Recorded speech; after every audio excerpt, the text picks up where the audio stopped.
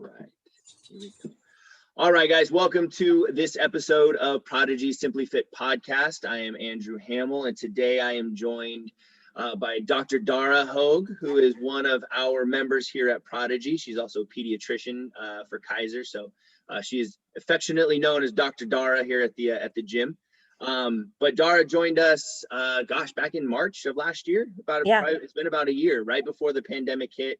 She was kind of part of the cohort of ladies who joined us because, unfortunately, but fortunately for us, their gym that they were a part of closed down, and they were looking for a new home, and so Dara's been a member of ours for a little over a year now, and so I wanted to kind of bring Dara on as a busy professional, as a mom, as somebody who's kind of figured it out in terms of being consistent. She consistently is coming to the gym 3 days a week, 4 days a week when she can. But just to kind of tell her story and share how kind of the lessons she's learned. So, Dr. Dara, I appreciate your time. If you don't mind, giving a little bit of a background into kind of, who you are and kind of how you got started with fitness. Like, what was that initial push that got you going? So back in the 80s when I was a teenager, to give you my age, teenagers didn't work out. They played a sport. And so mine was swimming. And so I was in the pool for a good part of the year. But when it was the off season, we just didn't do anything. And so I was kind of used to having long stretches of months where I wasn't doing stuff. And then I went off to college, and the pool was way on the other side of campus, and I had a bike, and it was cold after your workout, and so I didn't do much swimming, and I did a little aerobics, and I did a little hiking and things like that, but I really wasn't working out much in college. And then when I got to medical school and then on into residency, my roommate at that point was way into fitness. She was an aerobics instructor. She dragged me along to some of her classes. We joined the local gym, which was kind of a 24-hour precursor. And I would go and I would work out on the machines a little bit, and I'd do some aerobics classes, but nothing was ever very consistent. And that was kind of the way things sat for about the next 10 years. And I went straight from medical school into residency into momhood. No breaks in between. And then life got really busy because then I was trying to juggle kids and a new job, and new home ownership, and keeping my relationship with my husband, and there just wasn't time to exercise. And to be honest, I never was really a fan of exercising. I did it because I knew it was good for me, but not because I really enjoyed it very much. I enjoyed hiking, and we did a fair amount of that, but I really wasn't working out at all. And when my son got to high school age, so a big long gap in there, he decided he wanted to join a gym. But at that point, he was too young to join by himself. He needed to have a parent with him. So we joined 24-Hour Fitness, the big one down the road. And I actually started going and doing some classes and doing some workout, but I had no motivation to do it. Again, I didn't enjoy it. I knew it was good for me, but it wasn't something that I enjoyed doing much. And then a couple of friends of mine dragged me along to a class there that was weight related. And that actually kind of felt good. And it kind of felt, I've got more weights now than I did a month ago. I'm getting stronger. And I did that for about a year and a half. And we were going consistently 3 days a week. And it was something that I got up in the morning and I was looking forward to doing. And then I ended up with elbow tendonitis. And I left the class because I couldn't lift anymore. And I never went back. And that was I had to look this up. That was in 2013. Okay. And between 2013 and 2019, my exercise consisted of walking. And I had my Tuesday morning walking group and my Thursday morning walking group. And it was very good for my mental health, but it didn't do a whole lot for my physical health. Sure. During that time, the other thing that I did that really was exercise was backpacking. Mm. So I was actually a camp counselor, summer camp counselor at a Girl Scout camp up Oh, very in the cool. High Sierras, Yeah. and led girls on a 4-day backpacking trip um, every summer. And around 2015, 2016, I started to realize, you know what? This is feeling hard. And I realized, gosh, I'm almost 50. And my body doesn't respond as I used to. And I thought, I got to do something. But life was too busy, and I didn't do anything. And that was about the time that people started posting on Facebook about these fitness challenges that they were doing. And I saw these photos of my friends going through these fitness challenges, and wow, look at that. Their bodies are looking better. They're losing all their excess weight. They're talking about feeling stronger and eating healthier. I thought, gee, I could do that. And then I never did. And it was the motivation wasn't there, even though the idea seemed good. Um, and then one day I took a look at myself in the mirror and I thought, I don't like the way I look anymore. I don't look fit. I want to be fit for me. And that's when I started, you know what, this isn't just because it's good for me. I think I want to do that again. Yeah. Um, and so I started looking around, and really wanted to find a place that wasn't the big box gym. I wanted to find some place that was small enough and that would work with my lifestyle, because I work at that point in time, pre-pandemic, it was a good 30 to 45-minute commute each way, and a 10 to 12-hour day at work. And there was no way I was going to fit in a workout on the 3 days that I had to drive over the hill. So I was looking for some place that didn't require you to be there 5 days a week. And I found this little gym out in Pleasanton. And I really liked their program because it was all about kind of finding what worked for you and focusing on healthy lifestyle, not just how much can you lift. Yeah. And one of the things that I think that the word that they floated that really got to me was accountability. That you need to be accountable to us when you come in, but you need to be accountable to yourself.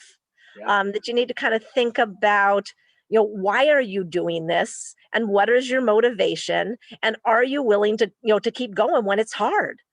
And I started going 2 mornings a week and trying to add in a Saturday, and that became pretty regular. And what caught me there was the community. Sure. So it was, a group of women that there were a couple of guys, but it was mostly women. And everyone was really welcoming to this newcomer who didn't know a whole lot of these exercises and and the workouts and form and mechanics. I needed training in all of that, because everything else I'd done, I just kind of done on my own and looked at people and tried to copy them, but I really didn't have the training. And I got that there, and I got the boost from you can do this. Come on, let's add another 5 pounds on that. You can do that. Come on, you did this last week. Let's do more this week. Yeah. And it was really a welcoming place, and became a family. And so when we got news year ago, February, that the gym was going to close, I kind of had a little panic attack. And then the group decided that we were going to look for some place together. So my 6 a.m. workout group, and all my friends say, oh my God, you're not a morning person. You were working out at 6 a.m.? It's like, yeah, because I can do this now. Right. And we found Prodigy. And it was a 2-week trial that we were supposed to do at the beginning of last March. And then the pandemic hit, and we said, well, we can't go anywhere else. We'll just stay here. And you've got that family feeling too. You've got, everyone, everyone encourages each other. And that's what keeps me coming, is not because I still don't like to work out. Working out is not something that, I'm like, oh, I get to go to the gym. It's, I need to do this because this is good for me. Yeah, absolutely. No, and I think those are all, that's awesome. And I appreciate you sharing that. There's lot of things I learned about you in that brief, I don't know, 10 minutes or so, whatever it was. Like, hey, backpacking and Girl Scouts and all that stuff. That's pretty cool. But I think to that point, yeah, I think the community is such a huge thing. And I think that's one thing that we're really proud of, and you know, that we've been able to develop. And I think one thing that makes, you know, gyms as successful as they are, and everyone you kind of have that identity, and you kind of develop that family feel where it's like no, those are my people. Like, those are my, you know, like I will go to battle with those folks, you know, and whatever. And that's really, I think, what we jokingly say, you know, it's like, yeah, like that's what keeps people coming back. Like, it's not us, it's not the workouts, it's not the, you know, people don't, you know, people give us the side eye, right? When we're like, all right, guys, you got burpees, and they're like, really, like, again? But it's like, yeah, right. But I'm doing it next to my friend who is struggling with me, and we're gonna laugh about it in it, you know, later, and things like that. That's really what is what makes it, you know, pretty solid. So, so what has been kind of your experience with, you know, fitness and kind of, you know, being consistent, and like, what are the things other than like that accountability, right? Like, what are some things maybe you've done outside of like having your friends at the gym, like to kind of help keep you consistent? Because I think the hope is that somebody who's listening to this podcast may be struggling with that consistency, right? Maybe they're that constant yo-yoer who maybe they get going for a couple of months and then something happened, like you were saying, like, you know, the tendonitis happened, and then you were out for, you know, life got in the way again, and you were out for so many years, right? That person who's kind of constantly, what has it been outside of that community that has really kind of kept you consistent this time? Sure. I mean, the community is a big part of it, because I know if I don't show up, I'm going to get a text message from one or two people saying, "Weren't you supposed to be in class today?" So, you know, it's having somebody, you know, make sure you're, you know, that you're, you know, that you're following through on your end. But I think a lot of it is just realizing that that I like doing this in terms of the big picture. I mean, I don't like burpees, and you know, you hear me grumping every time you put runs on the board. You know, I can do a little bit, but a lot of running, I don't like that. But I do it because I like how I feel afterwards. As I was listening to one of the other podcasts, and you know, Tony Vest said exactly what I would have said. Nobody says, "Oh, good, I get to get up at 6 a.m. and go work out." Well, maybe Judy does, but most people, you know, it's not that they love necessarily going, but no one says, "Gosh, I wish I hadn't gone," because you know, afterwards, you know, you just feel better. It's a centering. You know, it kind of starts your day. It keeps you steady. I mean, there's a lot of this past year, especially, there's just so much chaos out there. And it's nice to have the consistency. And that feels like, okay, this is what I do on Tuesday mornings, and this is what I do on Thursdays. And just building the routine, because it wasn't easy to do it at first. I mean, when I started, you know, now it's been almost 2 years. Again, I'm not a morning person. I mean, the alarm clock going off at 5:15, it's like, oh my gosh, am I really doing this? But now it's like, okay, this is, you know, that's what time I'm going to get up, because this is part of my routine. And it's setting that routine, that if I don't do it, it feels weird. Like on a Saturday, if I have to work on a Saturday and I don't go to the gym on a Saturday, on Sunday, it's like, I didn't get a workout this weekend. I got to go do something, because you kind of get into that habit, and your body starts wanting the workout. No, I think that's, even if your mind doesn't always want it. No, and I think that brings up a good point of, you know, initially, and even like now, like you're saying, right? But initially, it kind of sucks, right? Like you don't want to wake up. It might be uncomfortable because you're breathing hard and you're sweating, your muscles are starting to burn, right? Like it's uncomfortable, but it's the idea that those small, consistent kind of things become part of your lifestyle, right? It becomes that habit to where you're going, well, wait a minute, something feels off. Like, oh, it's because I didn't get my morning workout in today, or whatever it is. And now it's more about, like, I think oftentimes people want that motivation to go start working out when, I mean, you've been working out consistently for 2 years, and I'm sure you could probably say there's days where, like, I don't feel motivated to go, but it's the momentum that I'm just continuing to push forward with that momentum. And then eventually you're seeing that progress, you're seeing the results, and then that motivation of, I want to continue to see what I'm seeing, right? I'm gonna keep going, right? So instead of focusing on being motivated, it's about, let's focus on just taking those steps, right? Just that momentum of, and and I didn't come into it with 50 pounds to lose, right. or health issues that I needed to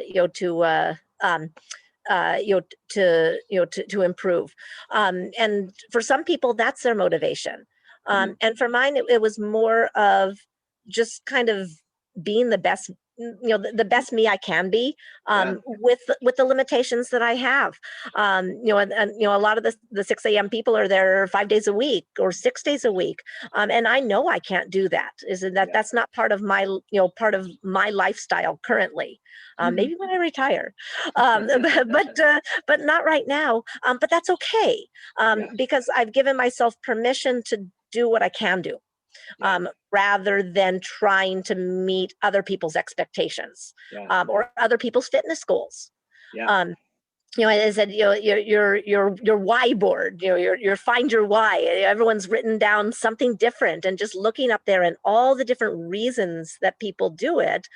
And I think mine was I refuse to feel old. Because I have adult kids now. I'm done with with all the sports mom and the team mom and all that stuff, and I get to focus a little more on me. But I may be getting older, but I don't want to be old. And and just knowing that there is something I can do about that. But I'm the one who has to do it. No one can give that to me. It's not something that I can arrange for. It's something that I have to put in some effort for.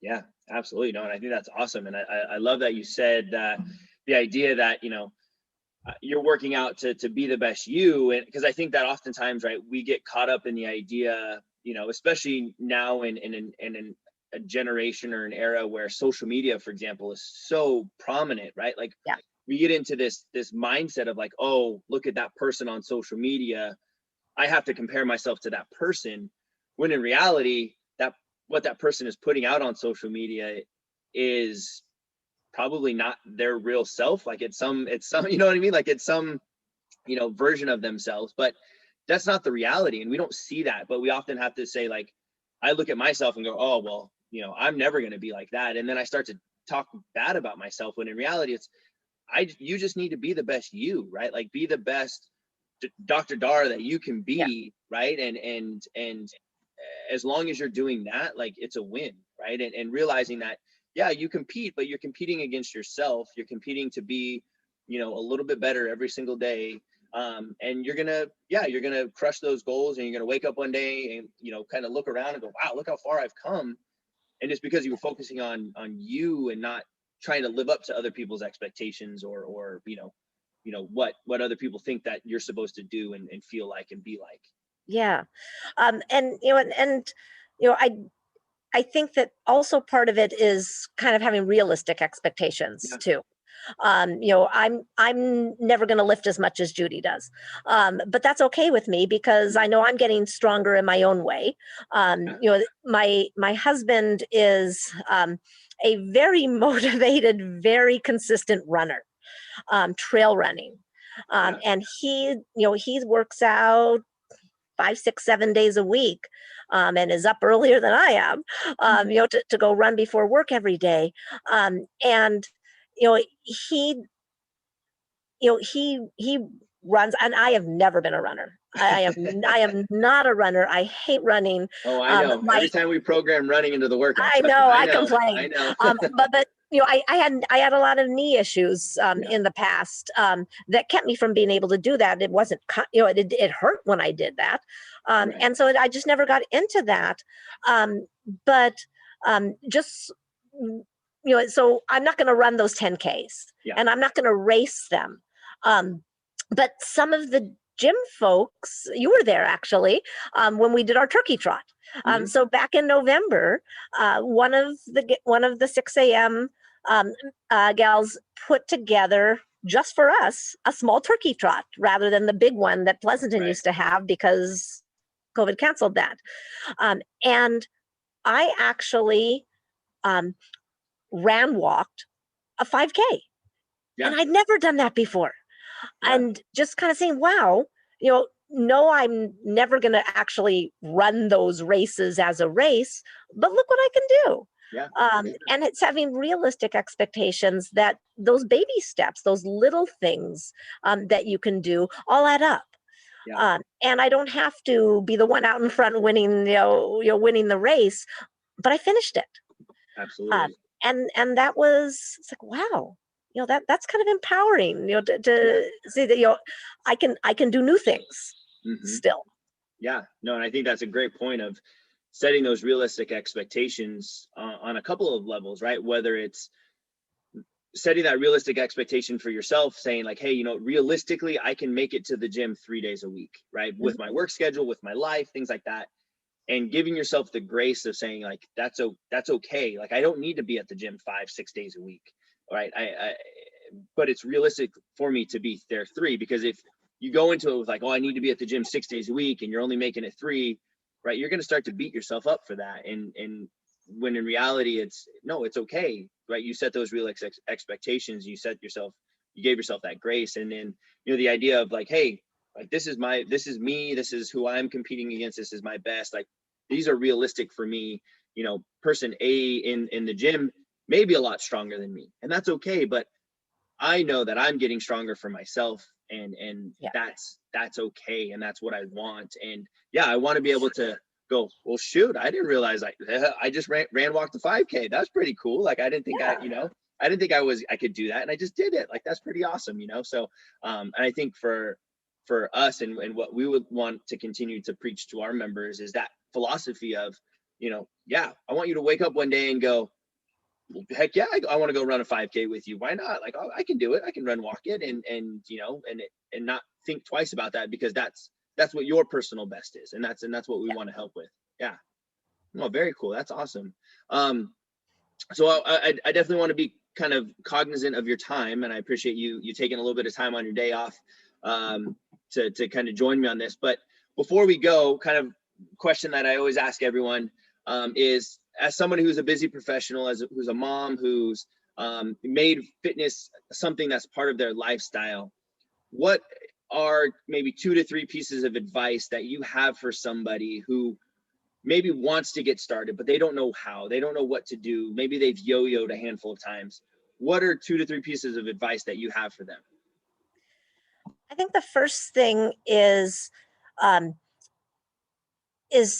make sure that you're not going into it for the wrong reasons.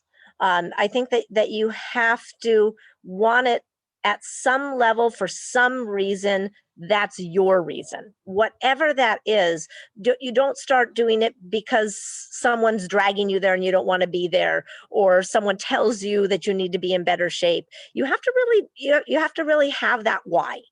And whatever that is for yourself, it's reminding yourself over and over again, I'm going to keep doing this because why? The second thing is to give yourself time.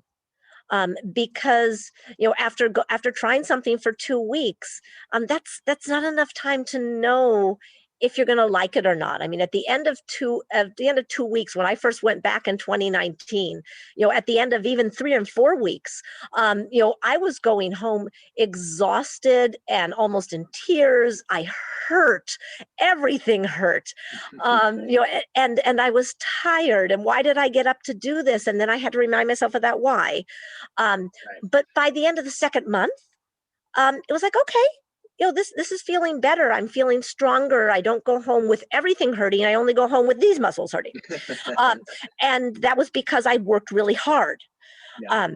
And then it was better, a couple days later. And so it's seeing the big picture, committing to something for the longer run, not just for a trial of a couple of weeks. Sure.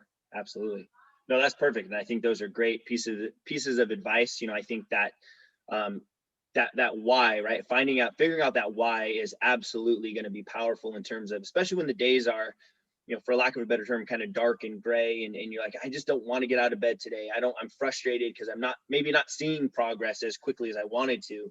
Like going back and finding out what that why is, and refreshing yourself in that why. And I think that's one of the reasons why we we created that board here at the gym, was so that people are constantly reminded of what their why is. And I love how you brought that up, of like, there's literally probably, as I'm looking over at the why wall, I don't know, maybe 45, 50 different whys on that board, and they're all different. And they are. Which is awesome, which is amazing to see that they're all different, right? But that's what keeps people motivated, and that, especially when you're frustrated and you don't want to do it anymore, and you're whatever, it keeps you going, And the other thing is to find your tribe. If I could have joined a bunch of different gyms, but I don't think they all would have felt the same. So you have to find some place where when you come in, that those are your people. Even if it's just for an hour a day and you don't see them outside, and you don't you don't follow them on social media or whatever it is, you have to find people that you feel comfortable being with, that support system. And some gyms are more competitive, and others, people really try to build each other up. And for me, I needed that building up. But for other people, their personality might need, that competitiveness, that drive. But it's finding some place that feels good. And for me, I've got that at Prodigy. So well, I appreciate you saying that helps. Yeah, it's very much like I was, and I've seen like kind of I think they call it like the Starbucks mantra, but like the idea of like becoming your third place, right? Finding that third place. Right, you have home, you have work, and then where's that third place where you can just go in and invest in your health for an hour, kind of unplug, hey, I'm going to put the phone down, I'm going to really kind of just be with me and myself. And then, my friends are here and they're struggling with me, and we're laughing and we're supporting each other and we're picking each other up and all that stuff. And I think that's powerful, because you had that point earlier where it's like, if you miss a day, we expect you on Tuesday, Thursday, and Saturday, right? When you're not there, we're texting you, hey, doc, you all right? Okay, good. Well, you better be here on Thursday, or, right. So, but having that where people support you, but they also give you that, in a way, kind of that gentle, tough love when you need it, where you're like, no, get your butt out of bed. Like you're fine. Like we can get you here. Come on. And you'll feel better when you leave. Right. And as you said before, right, you'll feel better when you leave, even when you're not wanting to get out of bed that day. You'll feel better when you leave. Well, I still groan a little when the alarm clock goes off, but I've been getting up for 6 a.m. classes now for almost 2 years, and I never would have seen myself doing that 5 years ago. So, well, I'll fill you in. I groan every morning when I have to get up too. So. But you guys, the energy in the morning is awesome, and it's what keeps it fun for me as well. So. But yeah, like I said, I wanted to be cognizant of your time, so we'll wrap it up there. I appreciate you giving me a little bit of your time today. Anything else before we sign off? I think I'm good. Awesome. All right, guys, thank you so much for listening to this episode of Prodigy's Simply Fit podcast. I will see you all next week.